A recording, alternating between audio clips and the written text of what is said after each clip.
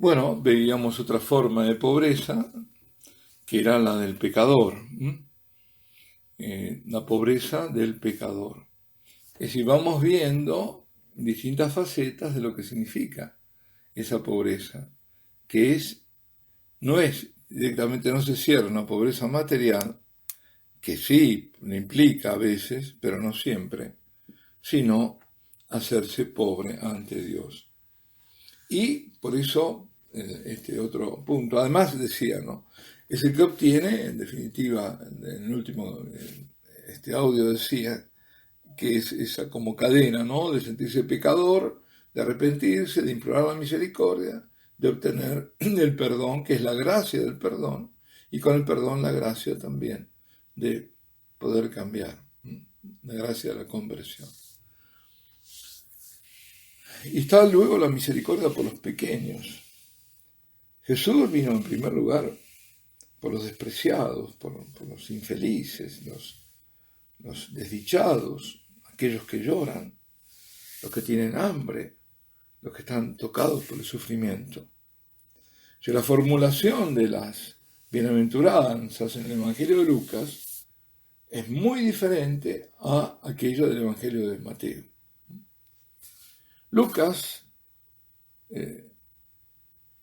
En Lucas, digamos, son llamados bienaventurados, dichosos, los pobres, los hambrientos, los que lloran, los que son desdichados según este mundo.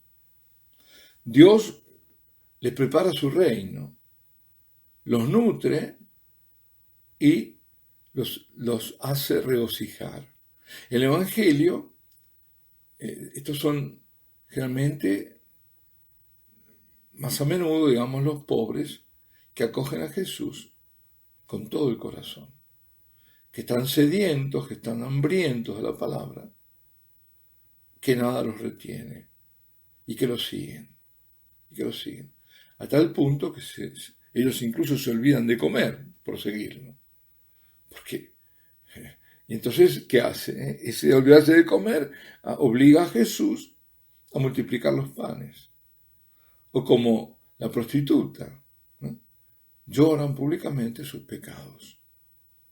Contrariamente al inverso, los fariseos son generalmente ricos.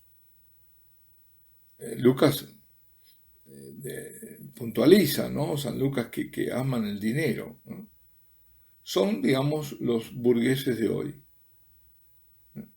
Por ejemplo, el joven rico, el del capítulo 18 que hemos comentado antes, no pueden acoger a Jesús, recibirlo, porque ellos tienen demasiados bienes. Como aquel que oraba en el templo, están saciados, satisfechos de ellos mismos, y no desean nada de otro. Ellos se ponen en jueces, incluso jueces de Jesús. Están lejos de llorar, porque no quieren ver sus pecados y desprecian a los otros. Jesús en este evangelio, el tercer evangelio de San Lucas, muestra también una atención particular a aquellos que nadie miraba en su época, que despreciaban en su época, como las mujeres y los niños. Dos categorías que en esa época no eran consideradas. La importancia que les da es extraordinaria si nos ponemos a pensar. En el seno de un mundo donde no tenían ningún rol, ningún papel en la vida pública, ninguno. Yo creo que lo había comentado, las mujeres no podían ser testigos, dar testimonio. Y San Lucas cuenta que un grupo femenino de discípulas se había constituido, eso está en el capítulo 8, que Jesús, por ejemplo, va a la casa de Marta y de María, que deja que la pecadora se aproxime a él y que se ponga a sus pies, o que la hemorroísa lo toque. Una mujer, además, impura, primero por mujer no podía tocarlo, pero además un judío ortodoxo no la pueden tocar, ellos no pueden tocar. Y encima con sangre totalmente impura. Él tiene, por ejemplo, compasión de la viuda de Naín, ¿no? Que su hijo había muerto y lo resucita, pero por compasión a esa mujer. Y eligió como modelos para los discípulos los niños y también las viudas. Y incluso llega a comparar a Dios a una simple ama de casa. ¿Por qué lo digo? Porque hay en el capítulo 15, en la parábola de la mujer que pierde una dracma, y hasta que no la encuentran no se pone contenta. Así es Dios, como esa mujer que perdió, como esa ama de casa que perdió la dracma. Entonces, por un lado tenemos estas categorías, ¿no?, que son absolutamente únicas, nuevas. Y dicho sea de paso, no es que a veces se dice, bueno, hay que ver el contexto en que el Señor hablaba, que el Señor estaba por encima del contexto, porque sus palabras, sus gestos son para siempre eternos. Y no necesitan que se venga ahora nadie a rectificar, ni a ampliar, ni a hacer nada. No es necesario, porque eso sería ponerse en lugar de Cristo. Y luego están los infelices, los desdichados. Desdichados, infelices, vosotros, los ricos. Es decir, la primera maldición que hace en las bienaventuranzas está reservada a los ricos. En muchos lugares, Jesús pone en guardia a sus discípulos contra el peligro de las riquezas. No se puede servir a Dios y al dinero, o a Dios o a Mamón. Mamón ha sido dinero en grande, por las riquezas, el seguir el poder, el seguir el dinero, seguir la riqueza. O será difícil para un rico entrar en el reino de Dios. Aquellos que sirven al dinero, es decir, para quienes el dinero es en sí mismo un objetivo en la vida, no pueden acoger a Jesús. No es el dinero, la plata, que es en sí mismo un obstáculo, sino el apegarse es lo que lleva al obstáculo, al no poder recibir. Es decir, la avaricia, el apegarse al dinero. Esa dependencia es difícil de evitar. Tanto para aquellos que tienen mucho para ganar, como para aquellos que no lo tienen. Pero que justamente por esta razón no conocen el valor. Las riquezas acumuladas captan la atención del corazón, engendran una sensación de seguridad, que ya esto lo hemos comentado, ¿no?, antes, y hacen perder de vista la dimensión eterna de la existencia. La abundancia reasegura en cuanto al porvenir inmediato, y el alma, llena de bienes materiales, se preocupa poco de su pobreza espiritual ante los ojos de Dios. La parábola del rico que atesora, que es propia de Lucas, denuncia justamente esta actitud. El Señor, que le va a decir, insensato, le dirá, esta misma noche se te va a pedir tu alma. Por eso, aquel que atesora para él mismo, en lugar de pasar eso, en lugar de enriquecerse ante Dios. Y en la otra parábola también de Lucas, ¿no?, del rico y de Lázaro, que también es típica de San Lucas, el rico es indiferente al pobre, que está justamente muerto de hambre, pero en la puerta de su casa, y él no lo ve. Y allá se encuentra en esto el drama. Por esta parábola Jesús recuerda que la saciedad nos vuelve ciegos, mientras que aquel que posee bien y los debe compartir con los otros que no tienen nada o que tienen poco. Eso es la obligación del tener. Justamente la riqueza entraña una responsabilidad con respecto a los hermanos que no tienen. Si no, se vuelve una injusticia. Y en el Evangelio de Lucas, el peligro de las riquezas está denunciado también con más fuerza que en nosotros, como típico, porque lo que estamos ahora viendo, bueno, la diferencia del Evangelio de Lucas, qué es lo que él está puntualizando y que le llama más a la atención, porque lo hace además de una perspectiva diferente.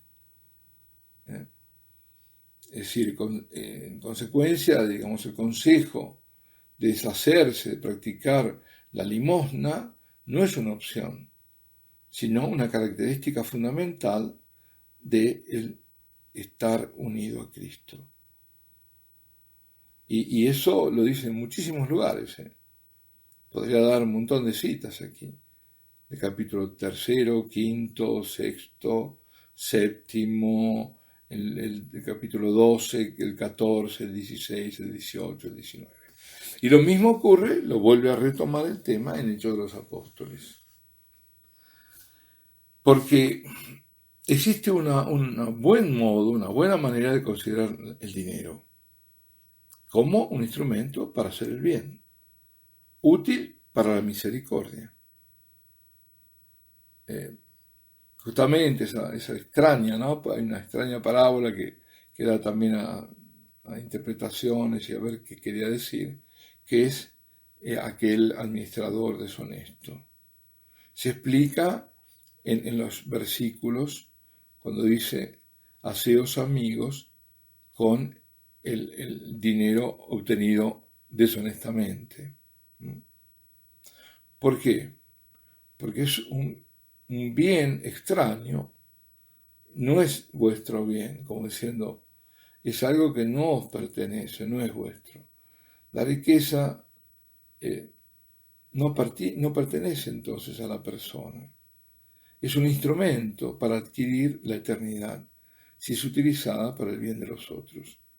Pero tiraniza, es un maestro terrible, aquellos que quieren poseerla para ellos mismos, porque eso les bloquea el acceso al reino de Dios. Y la indiferencia figura entre los pecados más graves. Así como Cristo ha mostrado amor y atención particular a los desdichados de este mundo, la Iglesia debe anunciar la buena noticia a los pobres. Cualquiera sea la forma de pobreza.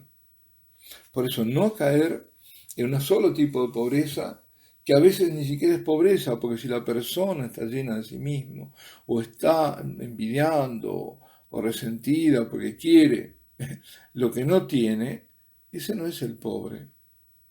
Y eso la Iglesia debe acercarse a esa persona. Y no hacer la actitud demagógica que hace la política, de utilizar al pobre, ¿no? Pero utilizarlo para demagógicamente, en definitiva, ¿no? Eso no lleva a la salvación, al contrario. Al contrario. Decir el pobre y exalzarlo porque es mísero y pobre, y porque vosotros es el reino de los cielos, es no interpretar. El pobre, lo dijimos antes, es aquel que se siente pobre ante Dios, que sabe que generalmente coincide, sí, con la situación social de que no tiene dinero, no tiene nada, y que piensa, dependo de Dios. Pero si es un orgulloso, si es un engreído, si es uno resentido, si es uno que es lo que han utilizado, por ejemplo, en el comunismo y la izquierda, ¿no? Esa pobreza, usarla como golpe de choque, fuerza revolucionaria. Es decir, no para la salvación de las almas, sino para la destrucción de las personas, de todos en el fondo. Y también, lamentablemente, eso pasó dentro de la Iglesia, las teorías marxistas, la teología de la liberación y todo eso, donde se utiliza la categoría del pobre como una categoría social pero no para la salvación, no para llevarlo a Cristo, no para llevarlo al Salvador, no para decirle de amar al enemigo, ni bendecir a que te maldice, sino para decirle, ustedes son los elegidos, ustedes son los del reino, los demás están. Y bien que estén así y sigan así. Y no es eso. No es eso, eso es desvirtuar absolutamente el Evangelio. Entonces, la iglesia debe anunciar la buena nueva a los pobres. ¿Para qué? Para rescatarlos. Cualquiera sea la forma de pobreza. Cualquiera sea la pobreza. Y por eso estamos viendo las distintas pobrezas. Y la parábola del buen samaritano es también una perla, ¿no?, de este Evangelio de Lucas, que ilustra bien el llamado a esa caridad fraterna, a la misericordia, para aquellos que están heridos de la vida. Pensemos en todas las categorías de heridos, que se han herido a sí mismos, están heridos de la vida, en la droga, en los que se drogan, en todas esas personas que tienen que ser rescatadas y que solo Dios los va a rescatar. Es decir, no es darle metadona o lo que sea, por ese lado, esas son ayudas materiales que a veces son necesarias, ¿no? A veces, pero que no está la salvación ahí, ¿no? Pues bien, mucho se podría decir, pero bueno, hay un llamado generalmente a que a veces no nos damos cuenta, pero anunciar la buena nueva significa, por empezar, atender al otro, proponerle la amistad, la ayuda y, sobre todo, llevarlo al mejor amigo de todos, a Jesús, al Salvador. Alabado sea Jesucristo, sea por siempre bendito y alabado.